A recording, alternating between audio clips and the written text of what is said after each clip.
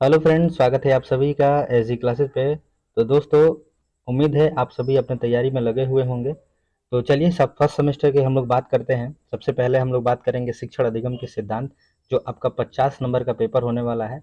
तो आप इसमें स्कोर सकते हैं, आप 45-46 तक आप स्कोर कर सकते हैं, है ना। बहुत ही मुश्किल होता है 49, लेकिन आप कोशिश करेंगे तो आ जाएगा। इसमें देखिए बात ये है कि सबसे बड़ी ये सब्जेक्ट जो है महत्वपूर्ण इसलिए है क्योंकि ये थ्योरी है, क्योंकि इसमें आपको लिखना है ना। तो आप जितना लिखेंगे, जितना अपनी समझ के साथ लिखेंगे, वो आप अच्छा स्कोर कर सकते हैं। तो चलिए हम लोग बात करते हैं, सबसे पहले प्रश्न की तरफ बढ़ते हैं।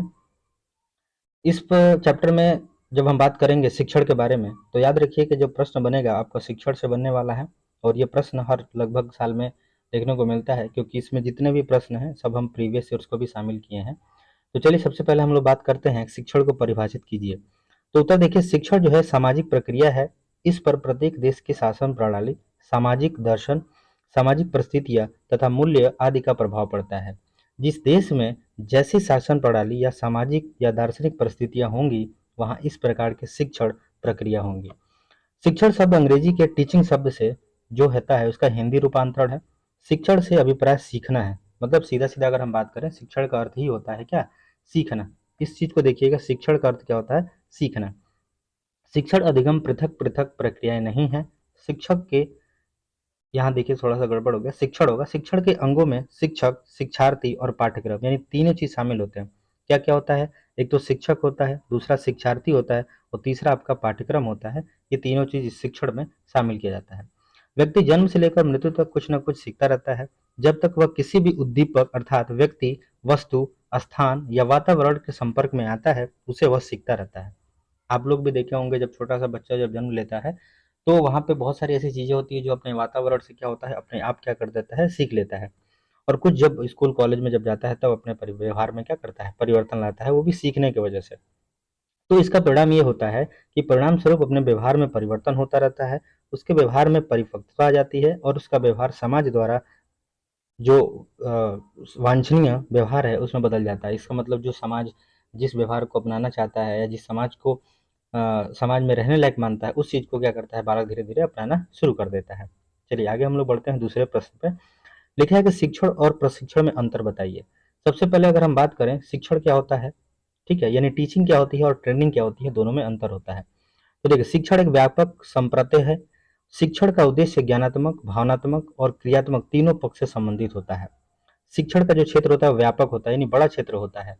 शिक्षण में बुद्धि और क्रिया दोनों से संबंध रहता है, और यह विचार परक है। ठीक है, पांचवा, अच्छे शिक्षण का परिणाम प्रभावशाली शिक्षण है। यानी कि जब हम अच्छे शिक्षण की बात करते हैं, तो उसमें ऐसा शिक्षण होना चाहिए जो प्रभावशाली हो। ठीक है, अब हम बात करते हैं प्रशिक्षण के बारे में। तो प्रशिक्षण क्या होता है? प्रशिक्षण क्या है? एक विधि मात्र है। जैसे किसी भी कार्य को करने के लिए हम क्या करते हैं, उस चीज के बारे में ट्रेनिंग देते हैं, उस चीज के बारे में हम क्या करते हैं, उसको शिक्षित प्रशिक्षित करते हैं। उसी को क्या कहते हैं हम लोग? प्रशिक्षण कहते हैं। प्रशिक्षण का संबंध केवल क्रियात्मक पक्ष से है। प्रशिक्षण का क्षेत्र क्रियात्मक पहलू से है, और प्रशिक्षण क्रिया परक है ना। यहाँ पे ये क्या है? विचार परक है। और उसके बाद प्रशिक्षण की पहचान कार्य की अधिक कुशलता से करना है। यानी कि अगर हम ये कहें कि हमारा जो भी, जैसे मान लीजिए कोई व्यक्ति एक घर बनाना चाहता है, तो अगर उस व्यक्ति घर को अच्छे तरीके से बना लिया, इसका मतलब हो कि प्रशिक्षण जो उसने ट्रेनिंग ली है, जो प्रशिक्षण उसने लिया है, वो क्या हुआ? सफल होगा। ठीक है। अगर उसमें कुछ गड़बड़ी होती है, इसका मतलब वो प्रशिक्षण सही से नहीं प्राप्त किया। मतलब क्या है कि उसके जो कार्य कुशल अधिक, जितना अधिक कार्य करेगा, जितना कुशल कार्य करेगा, हम उस पर कर सकते हैं कि प्रशिक्षण उतना ही अच्छा हुआ है। चलिए अगला हम बात करते हैं प्रश्न में। कह रहा है, उत्तम शिक्षण की विशेषता क्या होती है?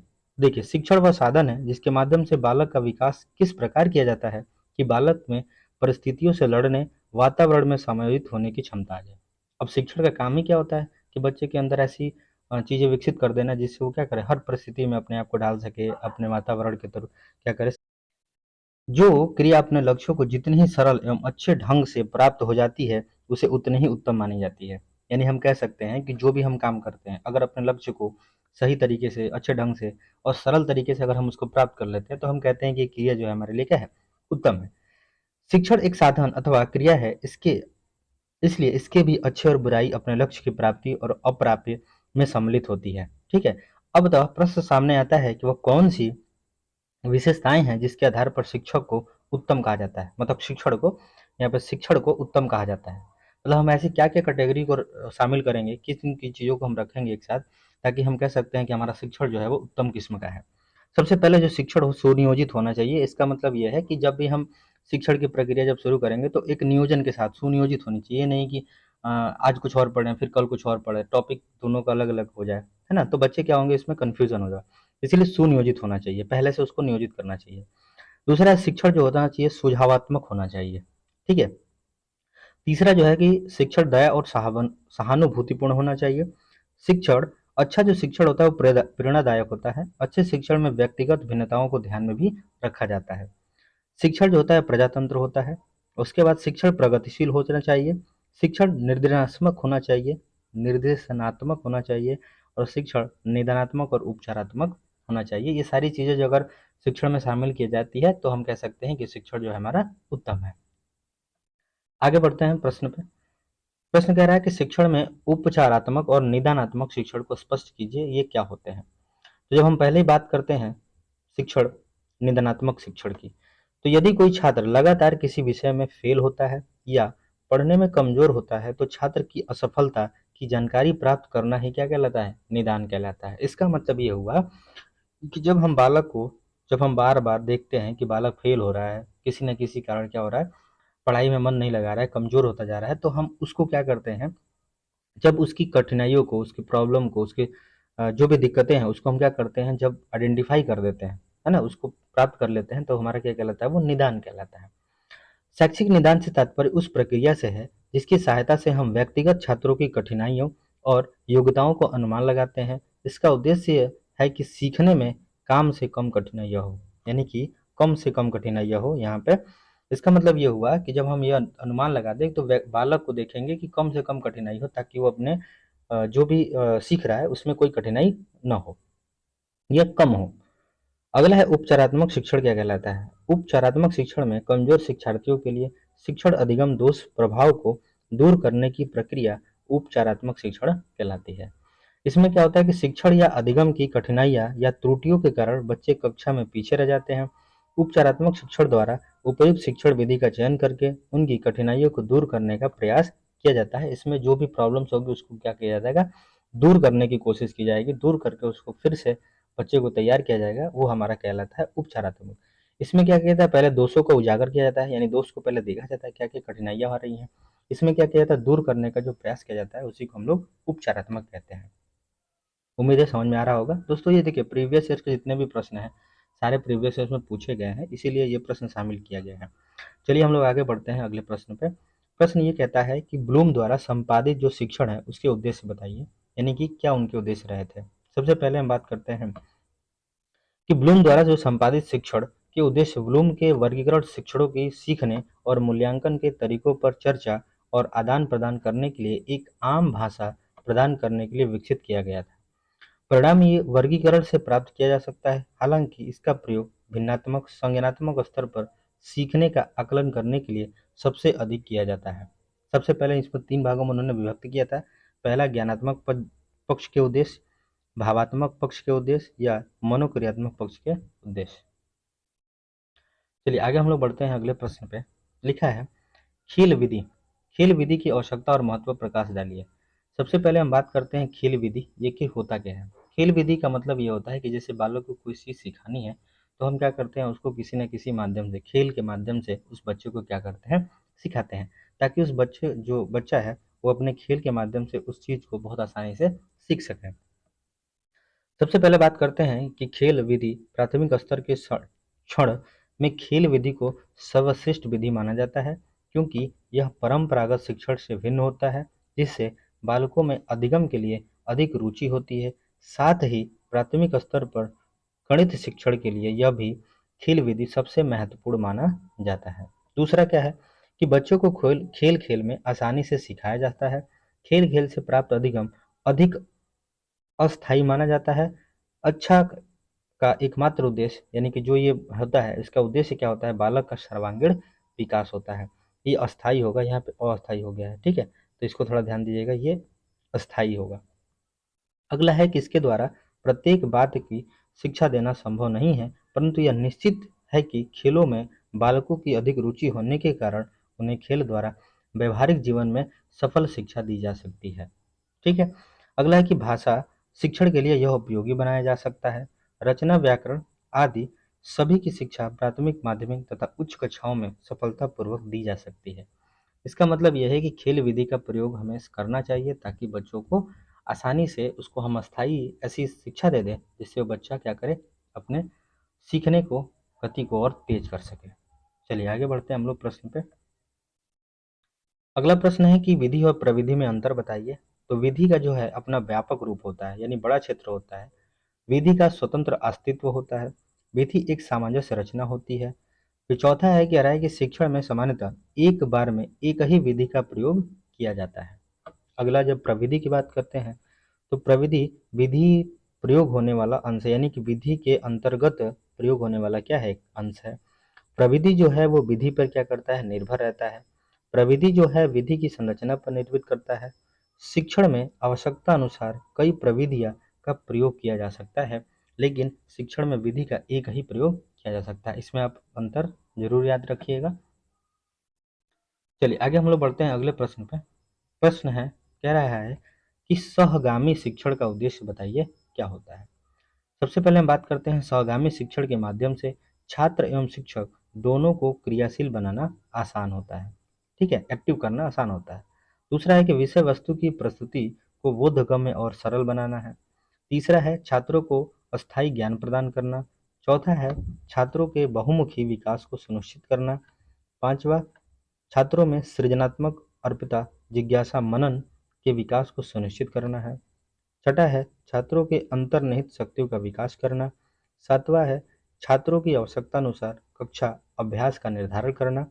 आठवां, छात्र छात्रों के लिए कक्षा के वातावरण को रुचिकर, आनंददायी बनाना है। शिक्षकों की सुविधाओं, अधिगम एवं ज्ञान का समन्वय स्थापित करना, यह सहगामी शिक्षक सहभागी शिक्षण के उद्देश्य है। आगे बढ़ते हैं प्रश्न पे। अगला प्रश्न क्या है कि शिक्षण में व्याख्यान प्रविधि को समझाइए।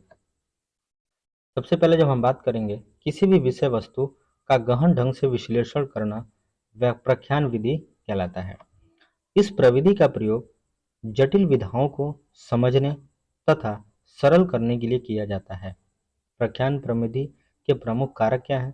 पहला, व्याख्यान को अधिक प्रभावी बनाए रखने के लिए शिक्षक को चित्र, मॉडलों, उदाहरण एवं तुलना के तरीकों का समावेशन करना चाहिए।